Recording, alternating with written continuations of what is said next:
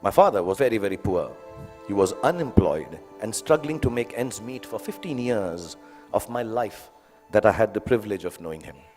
From when I was 10 to when I was 15, not being able to afford fancy gifts for me, he would wrap up something old that belonged to him in newspapers. This is the story of the 5 gifts my father gave me and how they helped me become what I am today. When I was 10, my father gave me an old chess set. Chess is a reflection of life, they say, and as cliched as it sounds, it's probably true. The first thing it teaches you is that every move has a consequence, whether you perceive that it does or does not. Nothing you do, not a single moment, is empty of living.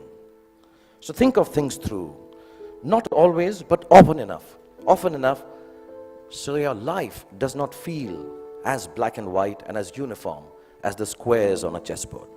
Sometimes, in order to move forward, you might need to take a few steps back.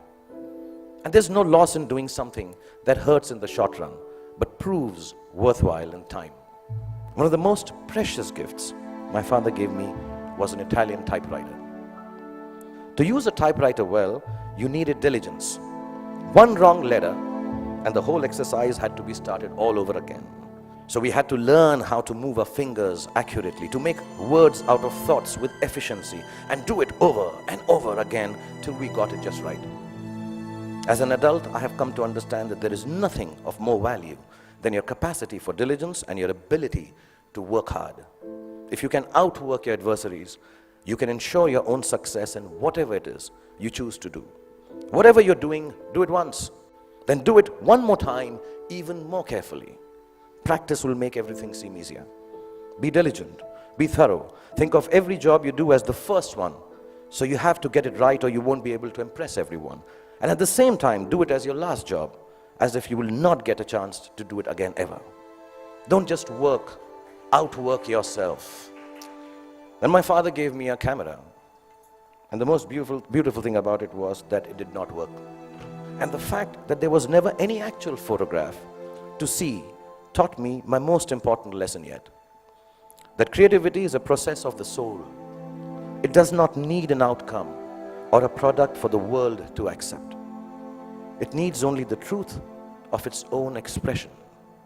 It comes from within and makes of your world whatever you wish it to make. So don't be afraid of your own creativity. Honor it. My father was a funny guy.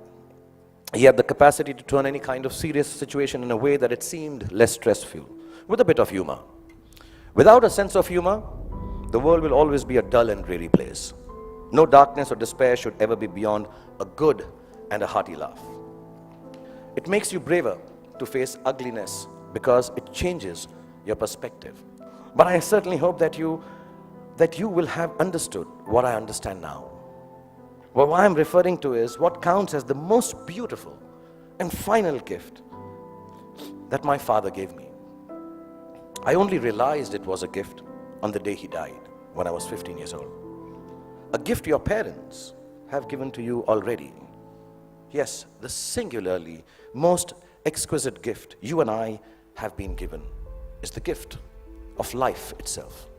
There is nothing that marks a man or a woman out from the ordinary more perfectly than grace. Grace is the consciousness that life is bigger than we are, and therefore our gratitude for it must match its vastness. It is the understanding that everyone we encounter, whether they are loving towards us or offensively abrasive, is a human like we are. It is knowing that experiences shapes human beings, and no matter how good we are at something or how successful we may become, we are never better than the other person. If you can live your life with grace towards those around you, feeling free, the freedom to be yourself, to listen to your inner voice and never let anyone tell you who you are or who you ought to be, including me. These are the only years of your life in which you will be allowed to make regret-free mistakes. As you do so, you will chance upon your dreams and hopefully make a happy life out of their fulfillment. You will know that the bulk of your regrets are from not having done what you wish to do. Go forth, be free, have fun, make wrong choices, make mistakes. You will still succeed.